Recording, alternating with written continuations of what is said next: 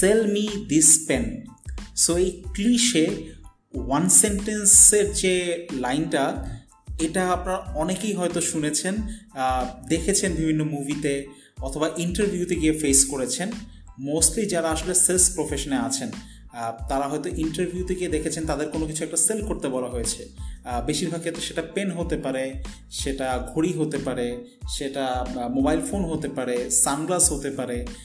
But কোনো না কোনো একটা সিচুয়েশনাল কোয়েশ্চেন তাদেরকে দেওয়া হয় টু সি যে তারা কীরকম অ্যাপ্রোচ নিচ্ছে অথবা কীরকমভাবে তারা অ্যান্সার করার চেষ্টা করছে এই জিনিসটা সেল করার জন্য। মানে একটা ধারণা পাওয়ার চেষ্টা থাকে যারা ইন্টারভিউ নিচ্ছে তাদের, যে তাদের পণ্যটাও একটা ক্যান্ডিডেট পরবর্তী সময় সেল করতে পারবে কিনা অথবা কি ইনোভেটিভ অ্যাপ্রোচ তারা নিতে পারে।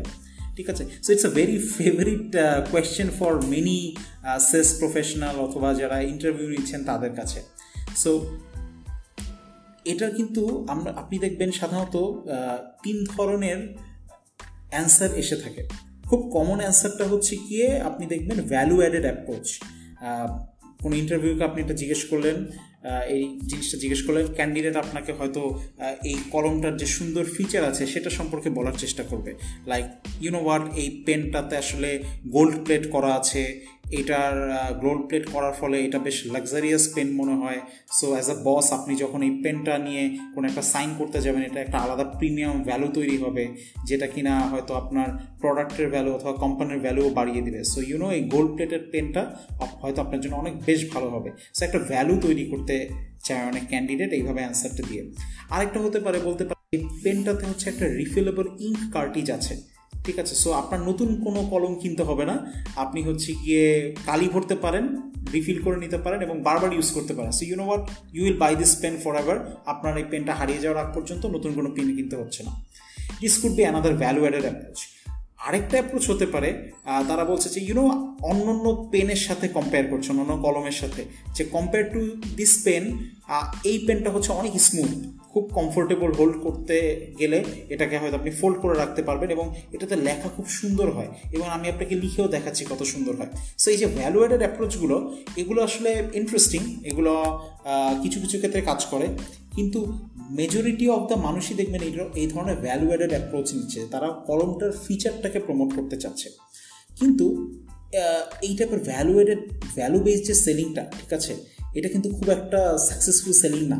এটা কিন্তু আসলে শো করে যে আপনার খুব একটা নলেজ নেই, you have a zero knowledge of what the buyer feels is important to them.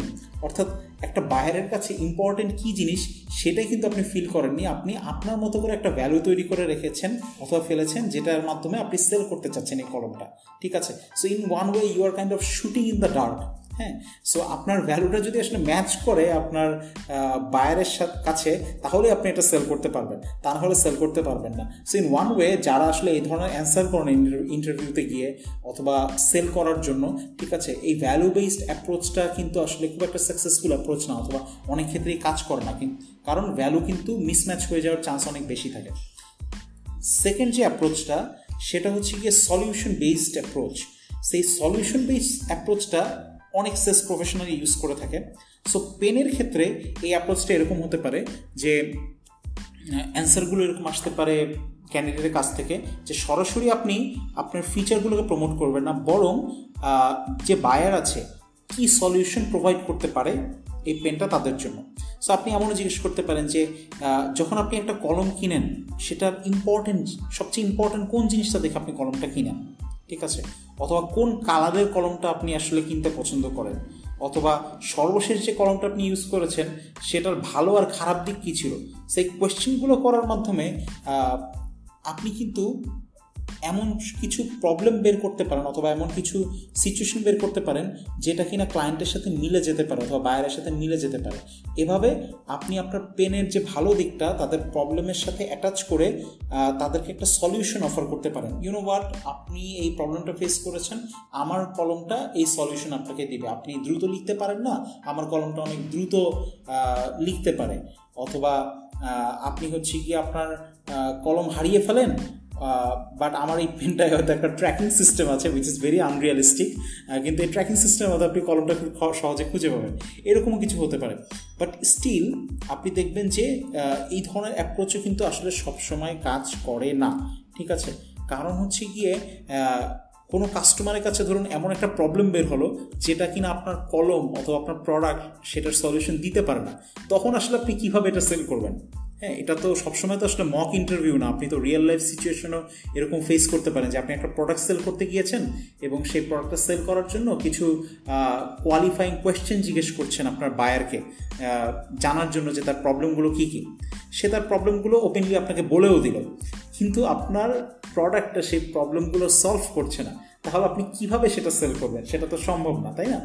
তো সেক্ষেত্রে এই সলিউশন বেস অ্যাপ্রোচটা যদিও আমাদের আগের অ্যাপ্রোচ যেটা ভ্যালু অ্যাডেড অ্যাপ্রোচ ছিল সেটার থেকে একটু বেটার, বাট স্টিল কিছু কিছু ক্ষেত্রে আপনি কিন্তু আপনার চান্সটা মিস করতে পারেন এই ধরনের টাইপের সেল করতে গেলে অথবা ইন্টারভিউতে অ্যান্সার করতে গেলে। হ্যাঁ, এছাড়াও এরকমও কিন্তু কোনো গ্যারান্টি নেই যে বায়ার আসলে আপনার সব ধরনের কোয়েশ্চেনের অ্যান্সারও দিবে অথবা সব ধরনের প্রবলেম সে আসলে খুঁজে বের করে সাথে সাথে আপনাকে বলতে পারবে। সো এটাও কিন্তু খুব ভালো একটা অ্যাপ্রোচ না আপনার সেল মি দিস পেন এই কোয়েশ্চেনটার অ্যান্সার করার জন্য। সো আরেকটা সলিউশন আমি আপনাদেরকে বলছি যেটা is the one of the most right way two answer this, which is a problem creation approach. That means এটা হতে পারে যে কোনো কোয়েশ্চেন জিজ্ঞেস করা ছাড়াই কিভাবে আপনি বেস্ট ওয়েতে কনভে করতে পারেন সেল মি দিস পেন এই কোয়েশ্চেনের অ্যান্সারটা। তো আপনি কোনো কোয়েশ্চেন জিজ্ঞেস করা ছাড়াই আপনি হচ্ছে কি একটা সিঁড়ির মতো তৈরি করবেন যাতে বায়ার হচ্ছে কি নিজেই আপনার কোয়েশ্চেনগুলোকে ফলো করতে পারে অথবা প্রবলেমগুলোকে আইডেন্টিফাই করতে পারে যেটা হয়তো তারা নিজেরাও জানে না তাদের আছে। সো ইন ওয়ান ওয়ে আপনি আসলে আপনার বায়ারদের জন্য প্রবলেম তৈরি করে দিবেন, হ্যাঁ, যেটা কিনা তারা হয়তো জানে না অথবা মনে করতে পারছে না অথবা এখনও রিয়েলাইজই করেনি যে এটা তাদের জন্য প্রবলেম। সো বায়ারের প্রবলেম তৈরি করার মাধ্যমে অথবা বায়ারকে সাহায্য করে একটা প্রবলেম ফাইন্ড আউট করার মাধ্যমে আপনি কিন্তু এই সেল মি দিস পেনটা খুব ইজিলি করতে পারেন, রাইট? তো এটার জন্য আপনি হয়তো বায়ারকে বলতে পারেন যে আপনি কি সকালে কোনো কন্ট্রাক্ট সাইন করেছেন? বায়ার হয়তো বললো হ্যাঁ আমার তো প্রায় কন্ট্রাক্ট সাইন করতে হয়, আগামী 1 ঘন্টার মধ্যে কি আপনার অথবা আজকেই কোনো কন্ট্রাক্ট সাইন করার ব্যাপার আছে অথবা কোনো চেকে কি আপনি সাইন করবেন? হ্যাঁ আমার তো চেকে সাইন করা লাগতে পারে, ঠিক আছে। সো তখন কিন্তু is a very good way for you to sell this pen to the buyer, right? কারণ তার কাছে কিন্তু কলম নেই, আপনি সেল করতে পারছেন। সো আমি একটু অন্য একটা এক্সপিরিয়েন্স দিয়ে এই জিনিসটা বলি, ঠিক আছে? অন্য একটা এক্সপিরিয়েন্স হতে পারে, ধরুন আমি হচ্ছে গিয়ে আমি আপনার ইন্টারভিউ নিচ্ছি, আপনি হচ্ছে গিয়ে আমি আপনাকে বললাম যে এই সানগ্লাসটা আমি আপনাকে দিলাম, আপনি সানগ্লাসটা সেল করে দেন এবং আপনার সামনে আমি আমার আইফোন হোক অথবা স্মার্টফোন হোক সেটা সামনে রাখলাম। তারপরে হচ্ছে আমি বললাম আপনি আমাকে সানগ্লাসটা সেল করেন। এখন আপনি ভ্যালু বেসড অ্যাপ্রোচে যেতে পারেন যে সানগ্লাসটা অনেক সুন্দর, সানগ্লাসটা আপনার চোখের সাথে অনেক মানিয়ে গিয়েছে, অথবা সানগ্লাসটা একটা নাইস ফিচার আছে যেটার কারণে সানগ্লাসটা অনেক ডিউরেবল। ভ্যালু বেসড আমার কাছে আকৃষ্ট করতে পারে, আমাকে নাও পারে। অথবা আপনি হচ্ছে গিয়ে সলিউশন বেসড অ্যাপ্রোচে গেলেন যে সানগ্লাসটা আপনি কি আসলে রোদে অনেক বাইরে থাকেন? আমি বললাম হ্যাঁ আমি বাইরে থাকি, তাহলে তো সানগ্লাসটা আসলে নিতে হবে কারণ এটা অনেক ভালো আলট্রাভায়োলেট প্রোটেকশন আছে। সো এই সানগ্লাসটা আপনি যদি কিনেন আপনি রোদ থেকে বাঁচতে পারবেন, আপনার চোখ দুটোকে বাঁচাতে পারবেন। So it's a solution based approach. But আমি যদি রোদে না যাই তাহলে কিন্তু আপনি সেল করতে পারছেন না, আপনার কোয়েশ্চেন আপনি ধরা খেয়ে গেলেন, রাইট? সো এখানে আপনি একটু ডিফারেন্ট ওয়েতে কিন্তু এটার অ্যান্সার দিতে পারেন। আপনি চিন্তা করে দেখেন, আমি কিন্তু আপনার সামনে আমার একটা স্মার্টফোনও রেখেছি। Now it's your time to create a problem for me, যেটা কিনা একটু আগেও আমার কাছে ছিল না অথবা এই প্রবলেমটা আমি সবসময় ফেস করি না। সেই প্রবলেমটা আপনি এখনই তৈরি করবেন এবং আপনি খুব সাথে সাথেই আমাকে এই সানগ্লাসটা সেল করতে পারবেন। এটার অ্যাপ্রোচটা হতে পারে, ধরুন আমার সামনে যে স্মার্টফোনটা রেখেছি, আপনি স্মার্টফোনটা আমার কাছ থেকে পারমিশন চেয়ে নিলেন, আমি আপনাকে দিলাম ওকে আপনি স্মার্টফোনটা নিয়ে নেন। আপনি স্মার্টফোনটা পেই করলেন কি, আপনি ফ্ল্যাশ লাইটটা অন করেই আমার চোখের মধ্যে মারলেন। তো ফ্ল্যাশ লাইট আমার চোখে পড়ছে, আমি তো প্রায় কিছু দেখতেই পাচ্ছি না। সো আমি তাকে বললাম যে হোয়াট, আপনি তো এভাবেই আছেন, আপনার চোখে ফ্ল্যাশ লাইট পড়ছে, do you need a sunglass right now? এখন আমি চোখ বন্ধ না করে যদি তাকিয়ে থাকতে চাই, আমার আসলে একটা সানগ্লাস লাগবে অথবা কোনো একটা আড়াল লাগবে যাতে আলোটা আমার চোখে না পড়ে। কারণ এই প্রবলেমটা আমার একটু আগেও ছিল না, কিন্তু আলোটা মারার পর আমার আসলে এখন কোনো ওয়ে নেই, আমি চোখ প্রায় অন্ধ হয়ে যাচ্ছি আমি। সো না পারলেও কিন্তু আমার সেই সানগ্লাসটা কিনে ফেলতে হবে। So I would definitely instantly buy this sunglass from you, right? So এরকম একটা ওয়েতে আপনার আসলে প্রবলেম যখন তৈরি করতে পারবেন আপনি বায়ারের জন্য, অথবা আপনি বায়ারকে বোঝাতে সক্ষম হবেন যে আপনার একটা প্রবলেম হতে পারে অথবা একটা প্রবলেম আছে যেটা কিনা আপনিও জানেন না, তাহলে কিন্তু আপনার সেলিং সলিউশনটা অনেক ইজিলি চলে আসবে, ঠিক আছে? সো সেল মি দিসের জন্য সবচেয়ে বেস্ট ওয়েটা হচ্ছে গিয়ে find a problem that your buyer doesn't know he has, and then you can sell the pen or any product almost instantly. So as a successful salesperson অথবা Rockstar সেলসপারসন, আপনার কাজই হবে হচ্ছে গিয়ে প্রবলেমকে নট জাস্ট ফাইন্ড আউট করা, আপনার বায়ারকেও বোঝানো যে প্রবলেমটা আছে তার এবং আপনি সেটা সলিউশন করতে পারবেন। So this is the right way to approach this sell me this pen question. এটা আসলে অনেক থিওরি আছে, অনেক মার্কেটার, অনেক সেলস পারসন এটাকে ডিফারেন্ট ওয়েতে অ্যাপ্রোচ করার চেষ্টা করেছেন। But after having some study, having some personal experience in interviews and real life as well, I found out that এই 3 ধরনের স্টেপ ফলো করার মধ্যেও লাস্টের স্টেপটা সবচেয়ে ভালো কাজ করবে যে কোনো প্রোডাক্ট সেল করার জন্য।